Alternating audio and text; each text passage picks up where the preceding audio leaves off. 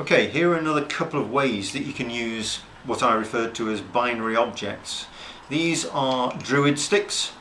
Again, not exactly an impromptu matter, but you can see that they have 2 marks on one side and 1 mark on the other side for each of the 4 druid sticks. These can be mixed or shuffled together and then create a geome from these. Another simple way to create a geome. Okay. If you don't happen to have druid sticks, and who does, then another thing that you could use would be, again, not exactly impromptu, but just to make a point, 4 pieces of coconut shell. They have an obviously curved inside, curved inwards and curved outwards on the outside, and so long as you again are clear on what the lighter inside means and the darker outside, so I could say this represents 1 tap to me, this represents 2 taps because it's darker, it's outside.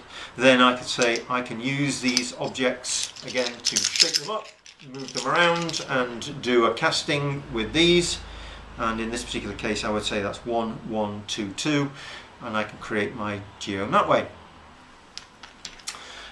But I want to keep this as simple as possible, so as I mentioned in a previous section of the video, I can just use 2 cards that have dots already, or taps as I refer to them, printed on there, and I can use a create a geome reading just using these 2 with a piece of paper, and I can jot down which of these 2 figures, which of these 2 taps comes out first. And that would then, I'll drop that down on a piece of paper and say, right, that's 1, and the next time I draw these out, I've mixed them up, and so without seeing which one they are, I pull out the next one and say, okay, the next level down is 2, and away I go with something like that. So this is something really simple and easy that you can use to start to create the geomes. Another way that you can create geomes is with the use of dice. And there are various ways that you can do this, and I'm going to give you a couple of ways that you can use these.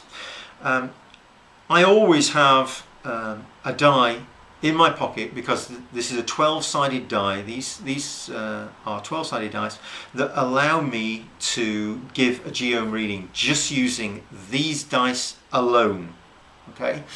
The reason I can use these is because I can get both the geome creation and also the house that I'm going to be using for the Geomantic chart from one single die.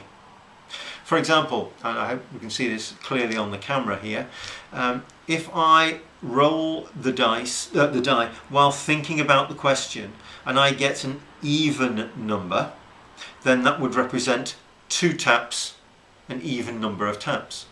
If I roll the die and get an odd number, in this case a 7, then I would say that's a single tap because it's an odd number, like 1 is an odd number.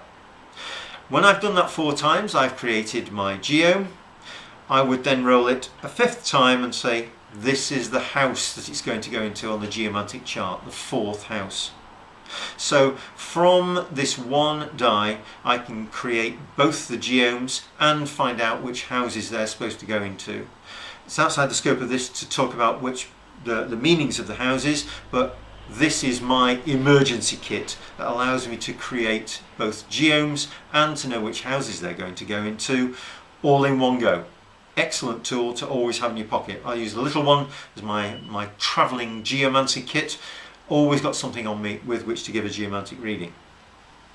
Another way that I can do this, in addition to having the 12-sided figures, which are easily obtainable from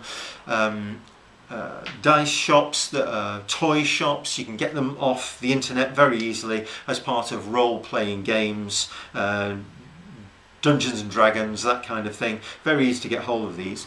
Here's another one, a barrel-shaped one. Again, it's got 12 faces on it.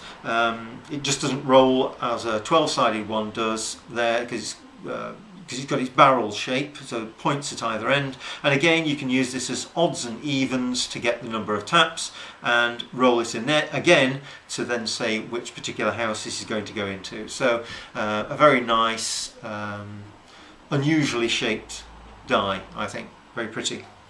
Here's another 12-sided die. This one has a opalescent feature to it, slightly marbled on here. So again, just a little bit different.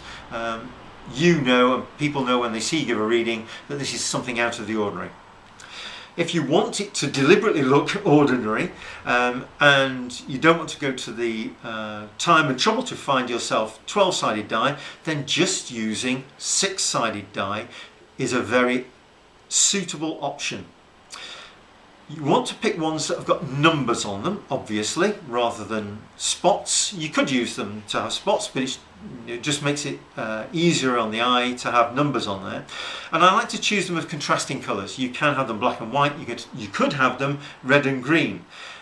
So long as you know which represent the first 6 houses of the chart and the second 6 houses of the chart, then because you need 12 houses altogether, then you will be able to use just 2 ordinary looking dice.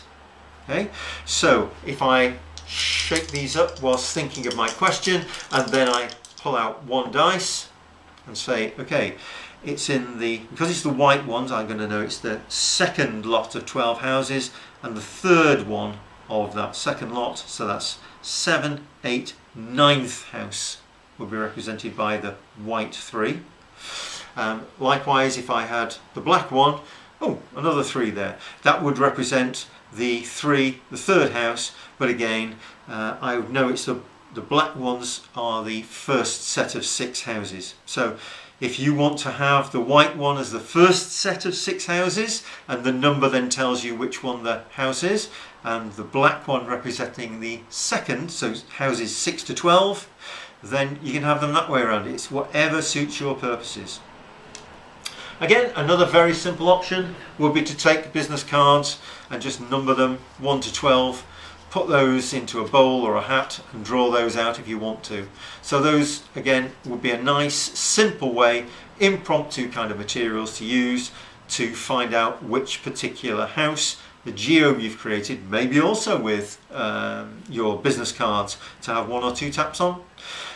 Another one you could use these, another type of reading you could give with these would be to mix these up, and then again, a bit like the dice, you could shuffle these up and say, I'm going to rely on the first 4 to tell me odd and even.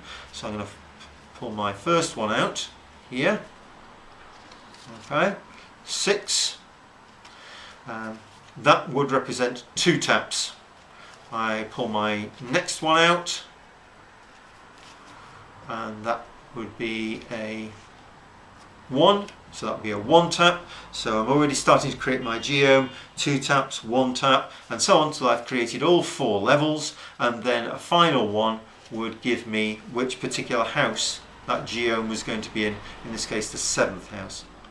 So again, very simple to create using readily available materials. You're never short of materials to have around you that you can use to start giving a geomantic reading. Very simple to produce, on the cuff, as and when you need them. The more advanced preparation you can do, the more you can make them nice looking, using particular cards, particular dice. You can use coins, you could use coconut shells, anything that is a binary material, so it's got 2 similar sides, and you mark one as being odd, one as being even, then you can start to create a geome. If you have 12 of them, you've got the advantage of odds and evens combined with the house number that you want to give. Very simple to start creating the materials to enable you to have a geomantic reading.